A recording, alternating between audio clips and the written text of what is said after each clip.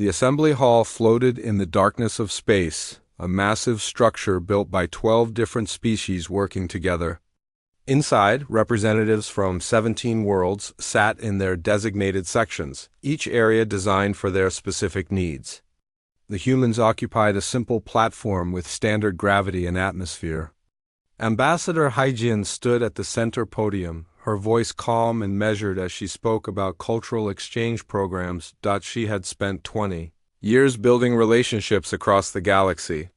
20 years of patience, translation, and understanding. Earth had been at peace for over a century now, and Haijin believed that peace could extend to the stars. She smiled as she described human art, music, and literature that could be shared with other species. The Vralthic delegate rose from his section without waiting for permission to speak. Threlkor stood 3 meters tall, his armor gleaming under the hall's lights. His species had conquered 47 worlds in the past 2 centuries. Everyone knew their reputation. Everyone feared them except the humans, who simply noted their presence and continued diplomatic efforts. Threlkor's voice boomed through the hall.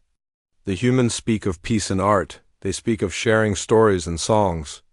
This is the language of prey animals, not warriors. For 100 years, Earth has known no war. They have forgotten the taste of battle. They have grown soft. Haijin remained calm. She had dealt with aggressive species before. Peace requires strength, honor delegate. We choose cooperation because it benefits all species. The Vralthic warrior laughed. It was a harsh metallic sound. You choose peace because you are weak. The Dominion has studied your world. We have watched your ships patrol your system with outdated weapons. We have monitored your defenses and found them lacking. Earth and its colonies will belong to the Vralthic Dominion within 3 cycles. The hall erupted in shocked voices. Other delegates stood, some protesting, others backing away from the Vralthic section. Haijin felt her heart race but kept her face neutral. The Galactic Assembly forbids acts of aggression. You would violate treaties signed by your own government. Threlkor reached for a device on his belt. The Dominion recognizes no authority above its own. To prove our intent is real, we offer a demonstration. The explosion came without warning. The entire southern section of the assembly hall tore apart in a brilliant flash. Atmosphere rushed out into space, pulling delegates, furniture, and debris with it. Emergency fields activated, but not fast enough. Hundreds died in seconds, their bodies frozen in the void. Haijin grabbed a support rail as alarms blared. She watched in horror as the Vralthic transport ships departed, leaving chaos behind. 3 human diplomats had been in the destroyed section. She knew their names, their families, their dreams of a peaceful galaxy. Captain Deho received the emergency transmission while his ship, the Eternal Horizon, conducted routine patrols near Jupiter. The message was simple and terrible. The Vralthic Dominion had declared war on Earth. The assembly station had been destroyed. A fleet of over 3,000 enemy warships was already moving toward the solar system. Deho had served in the Earth Defense Fleet for 30 years. He had never fired a weapon in anger during that entire time. His role had been ceremonial, a reminder that Earth maintained defenses while pursuing peace. Now everything changed. He activated fleet-wide communications. All vessels, this is Captain Deho, evacuate civilian ships immediately. Activate Defense Protocol Omega. This is not a drill. We are at war. His crew moved with practiced efficiency. They had trained for this scenario countless times, never truly believing it would happen. The bridge fell silent except for status reports and confirmation signals. Deho looked at the tactical display showing Earth, Mars, Europa, Titan, and dozens of smaller colonies. Billions of lives depending on decisions made in the next few hours. Admiral Taijin sat in the command center deep beneath Earth's surface. Around him, screens showed data from across the solar system. He had been Supreme Commander for 15 years, appointed because he understood that peace was a choice, not a permanent condition. While others celebrated humanity's century without war, Taijin had quietly prepared for the day that peace ended. His second-in-command approached. Admiral, the Vralthic fleet will reach the outer system in 48 hours. They are not attempting stealth. They want us to see them coming. Taijin nodded. They expect us to panic. They think a century of peace has made us forget how to fight. Send activation codes to all hidden defense platforms. Wake up the systems we built but never wanted to use. Throughout the solar system, stations that appeared to be simple research outposts or mining facilities changed. Panels slid away, revealing weapon systems. Automated defense networks that had waited dormant for decades suddenly came online. Drones launched from hidden bays, taking positions throughout the asteroid belt and outer planets. Dr. Minji worked frantically in her laboratory, reviewing every piece of data Earth had collected on the Vralfik. She studied their biology, their culture, their history of conquest. Other species had fallen quickly to the Dominion, usually within weeks. The Vralfik relied on overwhelming force and technological superiority, but as Minji dug deeper, she found something interesting. The Vralfik had never faced an enemy that adapted quickly. They used the same tactics repeatedly because those tactics always worked.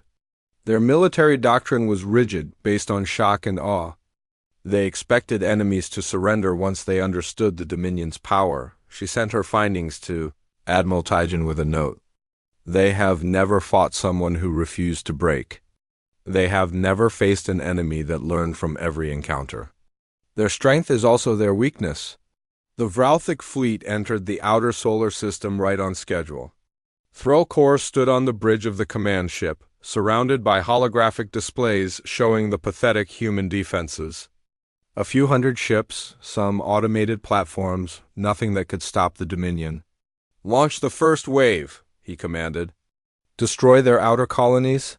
Show them that resistance is futile." But when the Vralfik ships moved forward, something unexpected happened. The space around them suddenly filled with thousands of small drones, each carrying electromagnetic pulse generators.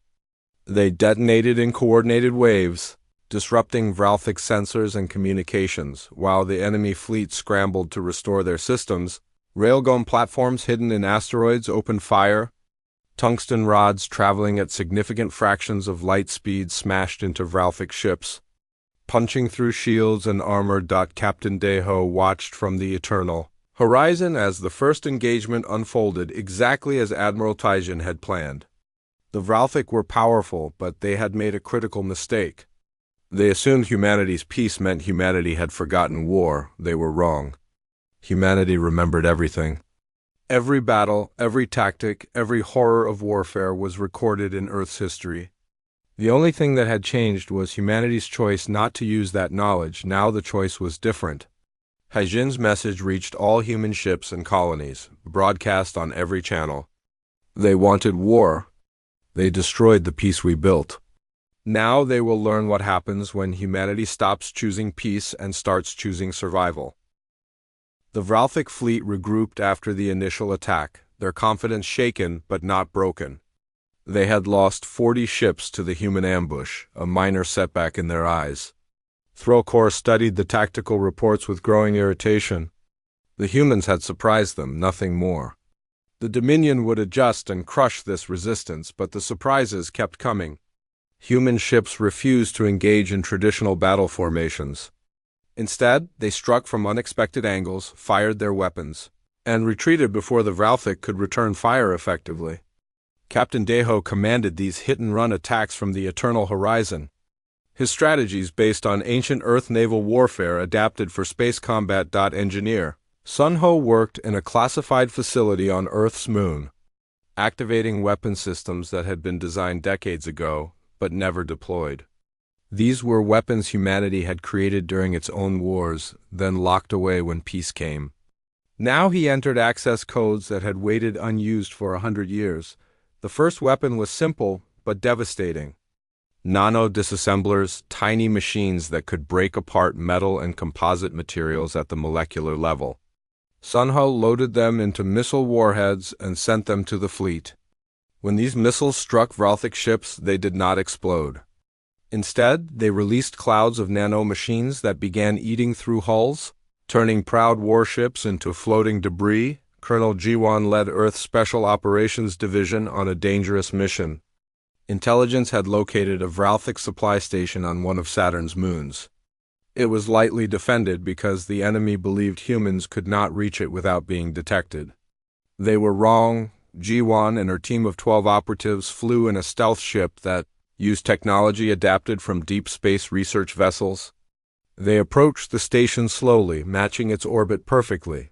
Becoming just another piece of ice and rock in Saturn's ring system, the infiltration took 6 hours of careful work. Jiwan's team bypassed security systems designed to stop frontal attacks, not patient infiltrators. Inside the station, they discovered something valuable. The Vralthic military operated on a centralized command network. Every ship received orders from command vessels, which received orders from the fleet commander. Individual initiative was discouraged in Vralthic culture. Corporal Minho, the youngest member of the team, asked the obvious question. If we disrupt their command network, what happens? Jiwan smiled behind her helmet. Chaos. They are not trained to think independently. Let us give Admiral Taijin this information and see what he does with it. Dr. Minji presented her findings to the military leadership through a secure channel. She had analyzed every Vralthic battle in recorded history, studying patterns and behaviors. Her conclusion was clear and useful. The Vralthic have never fought an enemy that refused to surrender, she explained. Every species they conquered either submitted after the first major defeat or was completely destroyed. They have no experience with prolonged warfare against a determined opponent. Their culture views extended conflict as shameful, a sign that they have not demonstrated sufficient strength. Admiral Taijin leaned forward. So if we drag this war out, make them bleed for every meter of space, their own culture works against them? Minji nodded. They are also biologically adapted for short, intense conflicts. Their metabolism requires significant resources. A long war will strain their supply chains in ways they have not experienced. The admiral made his decision. We do not give them the quick battle they expect. We make this war expensive, frustrating, and endless from their perspective. Captain Deho, continue your harassment tactics. Colonel Jiwan, I want you to hit their supply lines constantly. Make them afraid to send shipments without heavy escort. Sun Ho unveiled his next creation in a presentation that made even hardened military officers uncomfortable. He had developed a consciousness disruption field that exploited the Vralthic neural network. Their brains used electromagnetic signals in ways human brains did not, making them vulnerable to specific frequencies. This weapon does not kill, Sun Ho explained. It causes extreme disorientation and sensory disruption. Affected Vralthic will be unable to fight effectively for several hours. However, prolonged exposure might cause permanent damage. Admiral Taijin considered the ethics carefully. This weapon could disable enemy crews without killing them, but it was also a form of torture. Yet the Vralthic had shown no mercy at the assembly station. They had murdered human diplomats without hesitation. Deploy it, Taijin decided, but only on military targets. We are not them.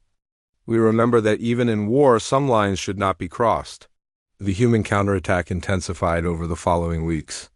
Vralthic ships found themselves harassed by drones they could not catch, struck by weapons they did not understand, and confused by tactics that made no sense according to their military doctrine. Threlkor watched his fleet's strength diminish day by day. He had started with 3,000 ships. Now he had barely 2,000 operational vessels. The humans had lost ships too, but far fewer than expected. They fought smart. Not honorably according to Vralthic standards. He sent a communication to the Dominion homeworld, requesting reinforcements. The response took days to arrive due to the distance, but when it came, it brought both support and criticism. The Dominion would send another 1,000 ships, including elite warrior-caste vessels. But Threlkor was demoted for his failure to achieve quick victory. Lieutenant Yuna became famous among human forces for her flying skills. She had developed tactics that abused the physics of space combat in ways that seemed impossible. Her fighter squadron could accelerate to incredible speeds, then use gravitational assists from planets and moons to change direction without slowing down. To Vralthic sensors, human fighters appeared to teleport, vanishing from one location and appearing in another. The reality was careful mathematics and precise timing, but the effect was devastating. Yuna's squadron destroyed 3 times their number in enemy fighters. A young strategist named Ki-hoon worked directly with Admiral Taijin, implementing a plan he called the long game. Every human retreat was calculated to lead Vralthic forces into predetermined positions. Every defensive stand was designed to waste enemy resources while preserving human strength. They think in terms of dominance and submission, Ki-hoon explained. They see our retreats as fear. Let them think that. Let them pursue us into traps. The asteroid belt became a graveyard for Vralthic ships. Hidden human weapons platforms activated only when enemy vessels were perfectly positioned, then fired and went dark again before return fire could locate them. Specialist Bora ran psychological operations from a communication center on Mars. She broadcast captured footage of Vralthic defeats across their empire's communication networks. Subject species that had been conquered by the Dominion saw their oppressors bleeding and dying. Rebellions started on 12 occupied worlds. The Vralthic suddenly faced a strategic nightmare. Their fleet near Earth was being ground down, and their empire was burning from within. They had to split their forces, sending ships back to suppress uprisings. Admiral Taijin addressed all of humanity in a broadcast that reached every colony and ship. They came to our system expecting easy prey. They thought our peace made us weak. But peace was always a choice, not a limitation. We chose to stop fighting each other because we learned how to fight too well. Now they force us to remember those lessons. We will show them that humanity's greatest strength is not our weapons or our tactics. It is our refusal to give up ever, no matter the cost. Captain Deho prepared for the arrival of Vralthic reinforcements. He had spent weeks studying the enemy commander's patterns in psychology. The Vralthic valued honor in combat, which meant they could be goaded into disadvantageous fights if challenged properly. He opened a direct communication channel to the incoming elite fleet. I am Captain Deho of Earth. You come to claim our home. I invite you to try? But know that every species you conquered before us died because they feared you. We do not fear you. We pity you, because you have never faced an enemy that learns from every mistake, adapts to every tactic, and refuses to break. The Vralthic elite commander, Warlord Kreshtal, responded with rage. You are prey pretending to be predators. When we arrive, your system will burn. Deho smiled. Anger made people stupid. We will be waiting. Warlord Kreshtal arrived in the solar system with the finest warriors the Vralthic Dominion had ever produced. These were not regular soldiers, but elite fighters who had trained since childhood for combat. Their ships were faster, their weapons more powerful, their armor thicker. They had never known defeat in 300 battles. They expected to face desperate humans clinging to their last defenses. Instead, they found an enemy that had spent weeks preparing for their arrival. The asteroid belt had been transformed into a massive trap, with every piece of rock potentially hiding weapons, sensors, or human soldiers. Lieutenant Yuna led her expanded fighter wing in the first engagement against the elite forces. She had trained dozens of pilots in her techniques, creating a new style of combat that Vralthic warriors found incomprehensible. Human fighters moved in three-dimensional patterns that seemed to violate physics. The secret was using gravity wells from planets and moons in ways the Vralthic had never considered. A human fighter could dive toward Jupiter, use its gravity to slingshot around the planet, and emerge going a completely different direction at incredible speed. To enemy sensors tracking in 2 dimensions, it looked like teleportation. Yuna's voice crackled over the communication channel as her wing engaged elite Vralthic fighters. Remember your training. They are faster and stronger, but they think in straight lines. We think in curves, loops, and spirals. Make them chase you into the gravity wells. The engagement lasted 3 hours.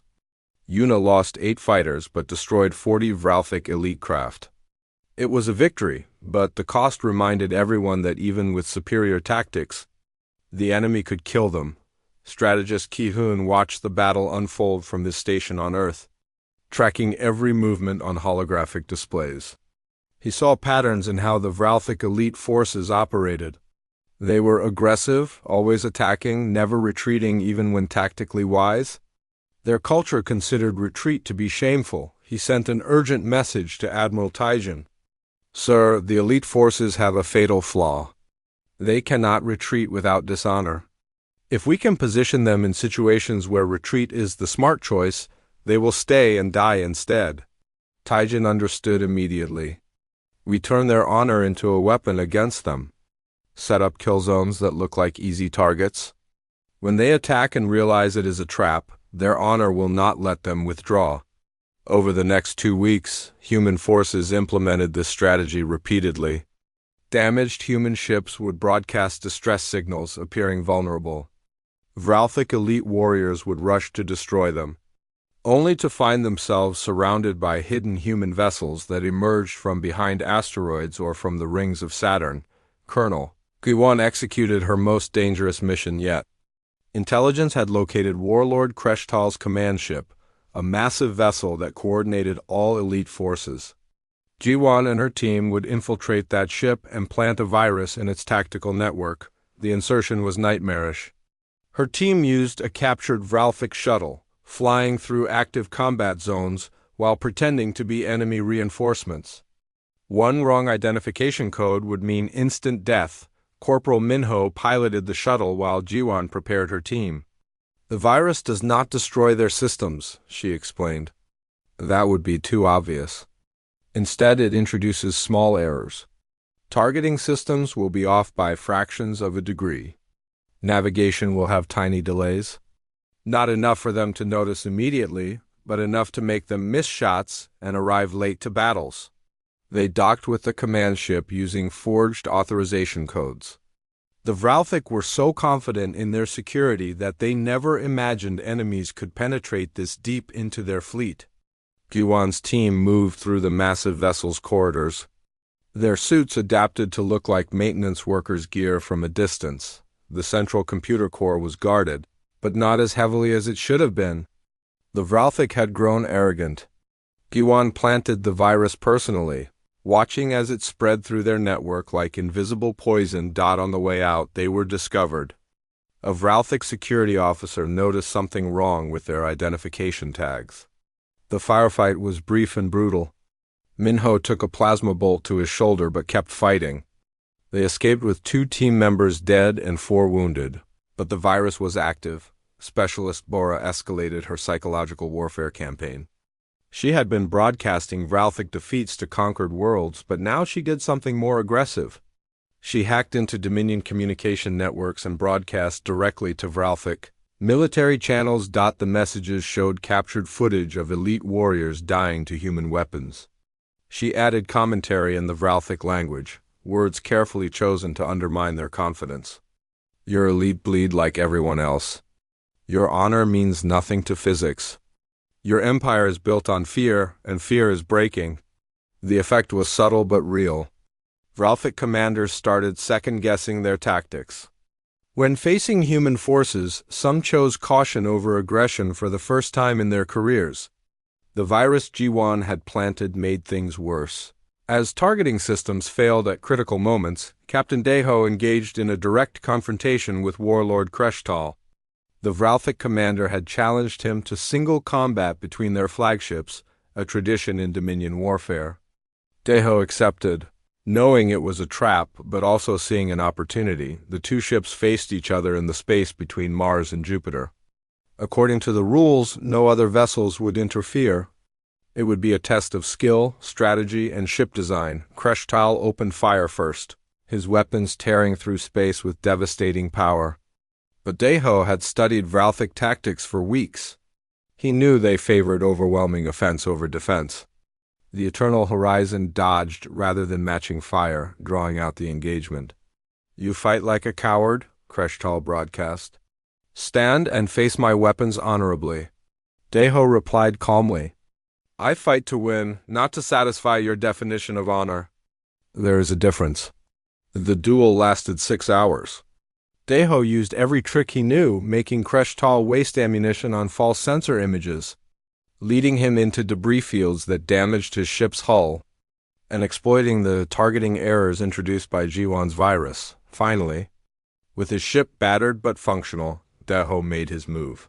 He positioned the Eternal Horizon so that Jupiter was directly behind him from Kreshtal's perspective. When the Vralthic fired his main weapon, Deho's ship dodged. The missed shot continued toward Jupiter, and its gravity well bent the energy beam back toward Kreshtal's own ship. The Vralthic warlord barely avoided being hit by his own weapon. The near miss damaged his shield generators. Deho pressed the attack, finally forcing Kreshtal to retreat despite the dishonor it brought. Dr. Minji made a disturbing discovery in her laboratory. She had been studying captured Vralthic soldiers, trying to understand their psychology. What she found changed everything. The Vralthic had been genetically modified by their ancestors thousands of years ago. Engineered specifically for warfare, the modifications made them stronger, faster, and more aggressive. But they also removed the brain structures responsible for empathy. The Vralthic were literally incapable of feeling compassion for other species. They could understand cooperation within their own kind, but everyone else was just prey or obstacles. She sent her report to Admiral Taijin with a grim conclusion. Sir, they cannot surrender in the way we understand it. Their biology will not allow them to coexist peacefully with other species. This war ends only when one side is completely defeated. Taijin read the report 3 times, hoping he had misunderstood. But the science was clear. Humanity faced an enemy that could not be reasoned with, could not be reformed, could only be stopped. He called a meeting of Earth's leadership. Counselors, military commanders, and civilian representatives gathered to discuss an impossible question. If the Vralthic could not change, what should humanity do with them after victory? Engineer Sun Ho had been working on a final weapon, something so terrible he had hesitated to even propose it. Now he presented it to the council. A resonance device that could use Vralthic technology against them, turning their own ships into bombs. I can plant these devices throughout the asteroid belt, he explained. When activated, they will cause any Vralthic ship in range to have its reactor overload. It will destroy their fleet, but it is efficient in a way that troubles me. Admiral Taijin looked at the faces around the table. We are considering weapons that would horrify our ancestors. We are planning battles that will kill thousands. We are becoming what we spent a century trying to leave behind. But if we do not do these things, the Vralthic will destroy us and move on to the next target. What is the right choice? No one had an easy answer. The meeting ended with authorization for Sun Ho to deploy his weapon. But the weight of that decision hung heavy on everyone present. Warlord Kreshtal regrouped his forces, humiliated by his defeat but not broken. He had one advantage left. The Dominion had positioned planet-killer weapons near Earth's major colonies. If the elite fleet was destroyed, automated systems would activate these weapons and annihilate billions of humans. He broadcast this information to Earth on all channels. Surrender now, or your colonies burn. You cannot win. Even in defeat, the Dominion will take your future from you. Engineer Sun Ho activated his resonance generators throughout the asteroid belt. The devices looked like simple mining equipment scattered among thousands of real mining operations. No one would notice them until it was too late. He entered the final activation code and watched as his displays confirmed the trap was ready. The Vralthic elite fleet, still over 1,000 ships strong, moved toward Earth for their final assault. They flew directly into the asteroid belt, confident that human forces hiding there could be swept aside. Warlord Kreshtal wanted revenge for his humiliation and planned to personally oversee Earth's destruction. Sun Ho spoke quietly to himself as he pressed the activation button. Forgive us for what we have become. The resonance generators began broadcasting specific frequencies that interacted with Vralthic reactor cores. The effect started small, just slight fluctuations in power output. Then the resonance built, frequencies matching and amplifying until reactors could not compensate. Within 5 minutes, 300 Vralthic ships exploded as their cores overloaded catastrophically. The Dominion fleet scattered in panic, but the generators covered a massive area. Another 200 ships died before Kreshtal ordered a full retreat from the belt. The elite fleet had been cut in half in less than an hour, destroyed by their own technology turned against them, but victory came with a terrible price. Counselor Junho received an emergency transmission from Vralthic Command. The message was simple and horrifying. Planet-killer weapons aimed at Mars, Europa, and Titan would activate in 72 hours unless human forces surrendered immediately. The fourth weapon, positioned near Earth itself, would destroy humanity's homeworld. Junho gathered the council in emergency session. The room filled with arguments and desperate suggestions. Some wanted to surrender, save the colonies even if it meant subjugation. Others argued that surrender would only delay humanity's extinction. The Vralthic had never allowed conquered species to truly live, only exist as slaves. Admiral Taijin presented the only military option available. We conduct simultaneous strikes on all 4 weapon platforms. It requires splitting our forces and perfect timing. If even one strike fails, billions die. The coordination needed is beyond anything we have attempted. Junho looked at the Admiral with tired eyes. What are the chances of success? Taijin did not sugarcoat the truth. 40%. Maybe less. But doing nothing guarantees our colonies are destroyed. The vote was unanimous. They would try to disable all 4 weapons simultaneously. Knowing failure meant the end of human civilization in space. Private Dongyun guarded a captured Vralthic warrior in a secure facility on Earth's moon. The prisoner, named Vexan, was unusual among his kind. He spoke when questioned, showing something that almost resembled doubt about the Dominion's righteousness over weeks of conversations. Dongyun learned that not all Vralthic supported the endless wars. A small faction believed the conquests were leading their species toward extinction. They were silenced by the warrior caste, but they existed. Waiting for a chance to change their civilization's path, Vexan explained this quietly during one of their talks. My people were not always warriors. Thousands of years ago, we modified ourselves for survival. We were dying, facing extinction from hostile species. We made ourselves stronger, removed what we thought was weakness. But we removed too much. Now we cannot stop fighting. It is what we are. Dongyun sent this information up the chain of command. It reached Ambassador Haijin, who had been working desperately to find a diplomatic solution. She saw an opportunity in Vexan's words. If there was a faction within the Dominion that wanted change, perhaps total war could be avoided. She requested permission to negotiate, with Vexan's contacts within Vralthic territory. The council approved, though many doubted it would matter. Time was running out. Colonel Jiwan led the assault on the weapon platform near Europa. Her team flew in fast attack ships, dodging automated defenses and Vralthic patrol vessels. The platform was massive, a construction designed to crack a planet's crust and destroy all life on the surface. The firefight was brutal. Jiwan lost 5 team members in the first 10 minutes. Corporal Minho, still recovering from his shoulder wound, piloted their assault craft through impossible maneuvers to avoid being shot down. They landed hard on the platform surface and began the race against. Time to find the control center. Explosions rocked the structure as they fought through Vralthic defenders. Jiwan's tactical display showed the other 3 simultaneous assaults happening across the solar system. Mars team was succeeding. Titan team was pinned down. Earth team had gone silent. She reached the control center and found the deactivation system, but it required codes they did not have. Jiwan made a split-second decision. If she could not deactivate the weapon, she would destroy it from the inside.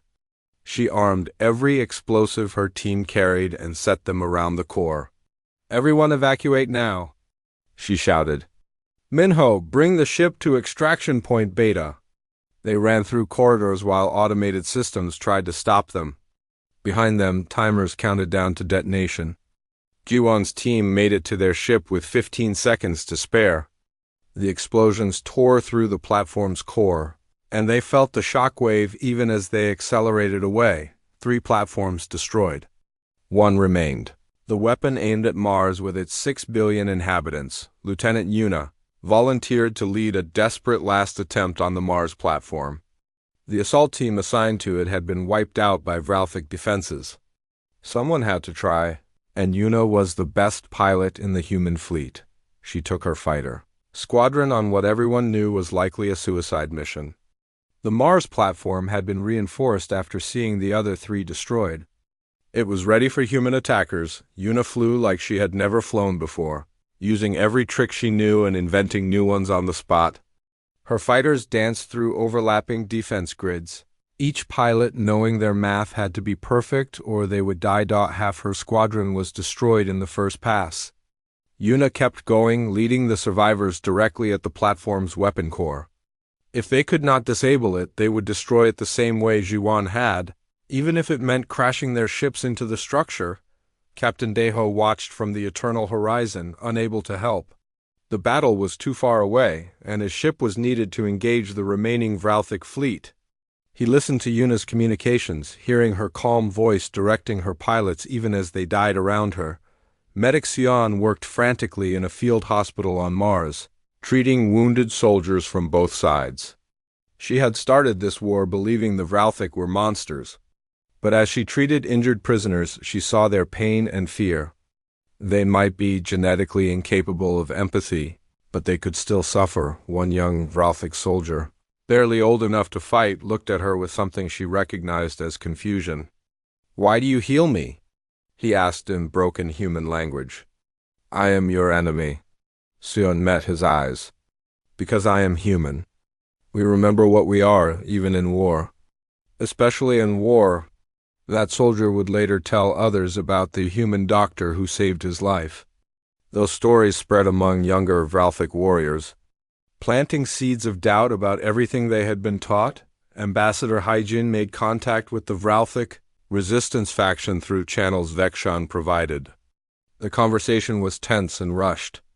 The faction leader, called Thelkar, explained that many within the Dominion had watched the war with growing horror. "You are the first species that has truly beaten us," Thelkar said. "Not just survived, but beaten us. It forces questions we have never asked. Maybe the old ways are not the only ways. Maybe we can change." Hyjin pressed hard. "Then help us now. The planet killer aimed at Mars can be stopped if your people inside the Dominion act. This is your chance to prove you want a different future." Thelkar fell silent for a long moment. "Then I will try. But if I fail, my entire faction will be executed for treason." The next 12 hours were the longest in human history. Yuna and her remaining pilots fought desperately against the Mars platform's defenses. Colonel Jiwan recovered and prepared to lead another mission if Yuna failed. Admiral Taijing coordinated fleet movements to engage the remaining Vralthic forces. Counselor Junho waited for news that would determine humanity's fate. Dr. Minji sent one final report to all human forces. She had finished her analysis of Vralthic psychology and had a recommendation. "If we win this war, we face a choice. We can destroy the Vralthic completely, ensuring they never threaten anyone again. Or we can try something unprecedented, force them to change their biology, undo what their ancestors did, restore their capacity for empathy. It would take generations and require monitoring their entire species. But it might be the only way to truly end this cycle." Engineer Sunho read that report and added his own thoughts. He had created weapons capable of wiping out the Vralthic homeworld. The devices existed, ready to deploy. He had never wanted that power, but now he had it. The question was whether humanity should use it. As timers counted down on the Mars platform and Yuna's squadron fought for survival. All of these threads converged toward a single moment that would define humanity's future. Lieutenant Yuna's fighter was damaged, her left engine sputtering and her shields at 15%. 3 of her original 12 pilots remained alive. The Mars platform loomed ahead, its automated defenses firing constantly. She had minutes before the weapon activated and killed. 6 billion people. Her communication system crackled with an unexpected voice. Captain Deho spoke urgently from the eternal horizon. "Yuna, new orders. Pull back. I'm bringing the flagship in for a ramming run. We will destroy the platform." Yuna refused.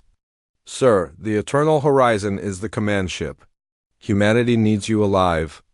My squadron can finish this." Deho started to argue, but Yuna cut the channel. She signaled her 3 remaining pilots. Everything we have, right at the weapon core. Maximum speed. Do not slow down for anything. They accelerated toward the platform, pushing their fighters beyond safe limits. Point defense systems destroyed 1 more fighter, leaving just Yuna and 2 others. She saw the weapon core clearly now. A massive structure designed to tear apart a planet. At the last possible moment, Yuna found a gap in the defenses, a blind spot in the overlapping fire. She flew through it with her 2 remaining pilots following. They crashed their fighters directly into the weapon core at full speed. The explosion was catastrophic.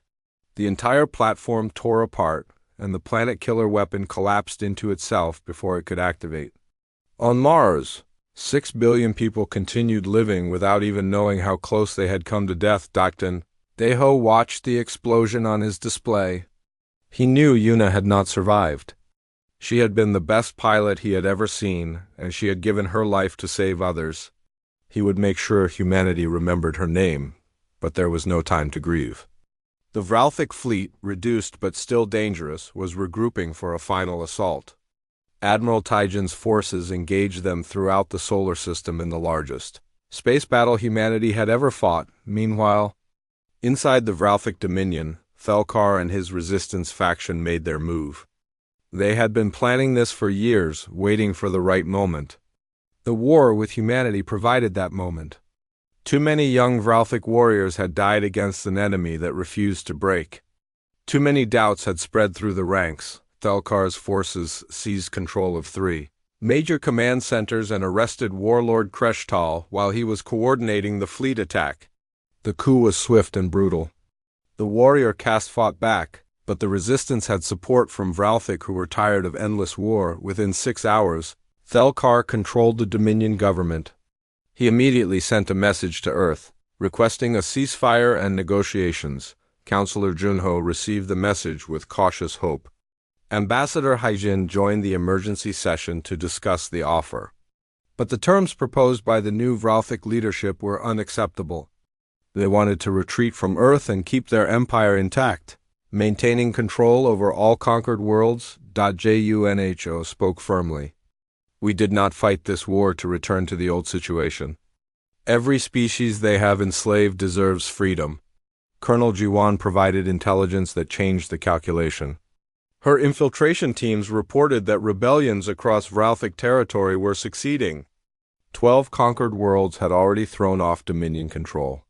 The empire was collapsing from within, inspired by humanity's resistance. Dr. Minji offered strategic advice. If we push forward now, the Dominion will shatter completely. But that creates a power vacuum. 47 worlds suddenly free, with no experience in self-governance. The chaos could last decades and kill billions. Engineer Sunho revealed his final creation to the Council. He displayed technical specifications for a weapon that could sterilize the Vralthic homeworld, ensuring they could never threaten anyone again. The device used modified versions of the nano-disassemblers. Programmed to target Vralthic biology specifically, the Council chamber fell silent. They were discussing genocide, the complete destruction of an entire species. Even after everything the Vralthic had done, the weight of such a decision was almost unbearable. Medic Sion addressed the Council, speaking through a video link from her field hospital. Her uniform was still covered in blood from treating wounded soldiers. I have spent this war healing people. Humans and Vralthic. I have watched soldiers from both sides die.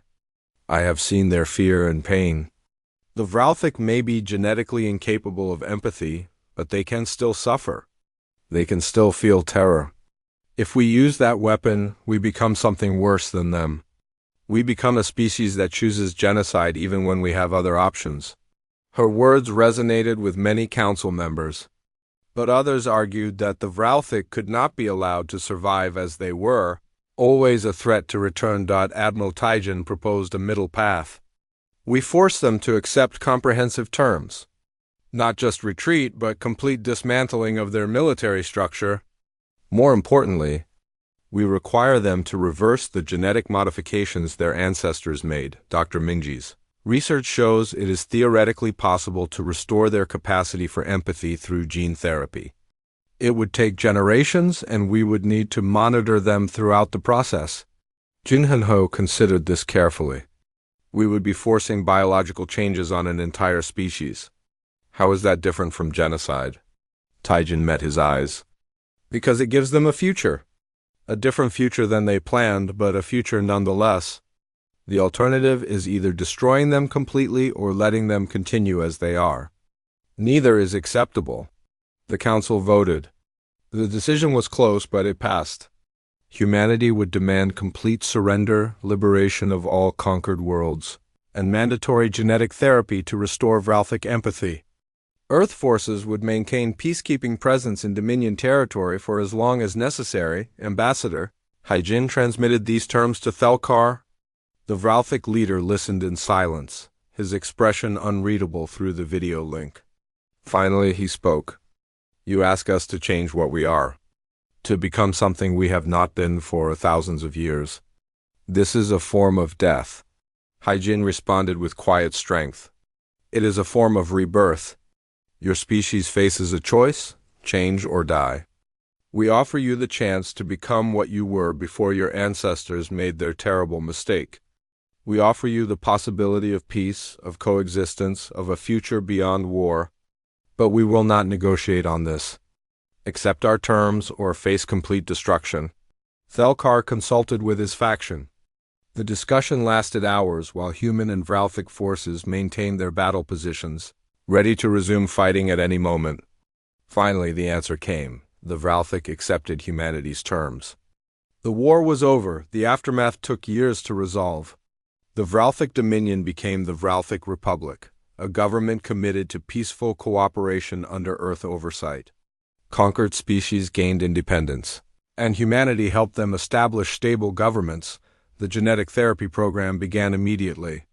Vralthic volunteers received treatments that slowly restored their capacity for empathy.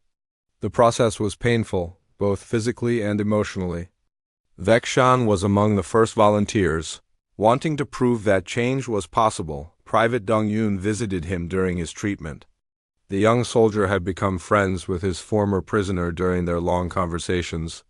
He watched as Vekshan struggled with emotions he had never felt before, learning to understand others' suffering as if it were his own. It hurts, Vekshan said quietly.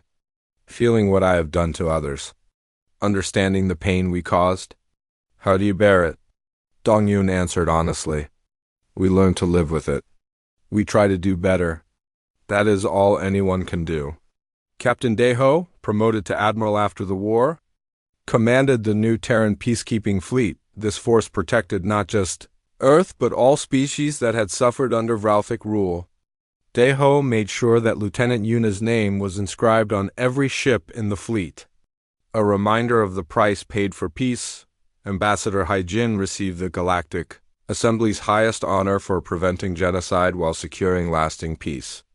She rebuilt the assembly station that had been destroyed at the war's start. Making it a symbol of cooperation between species, Colonel Jiwan trained peacekeeping forces from multiple worlds, sharing human military expertise while emphasizing that violence should always be a last resort. Corporal Minho, fully recovered from his wounds, served under her command and eventually became an instructor himself. Engineer Sunho destroyed the specifications for his planet killer weapon, ensuring no one could ever build it. He instead focused his talents on reconstruction, helping rebuild worlds damaged by centuries of Vralthic conquest. Dr. Minji continued researching Vralthic biology, monitoring the genetic therapy program and ensuring it achieved its goals without unexpected side effects. She published papers on the ethics of forced biological modification.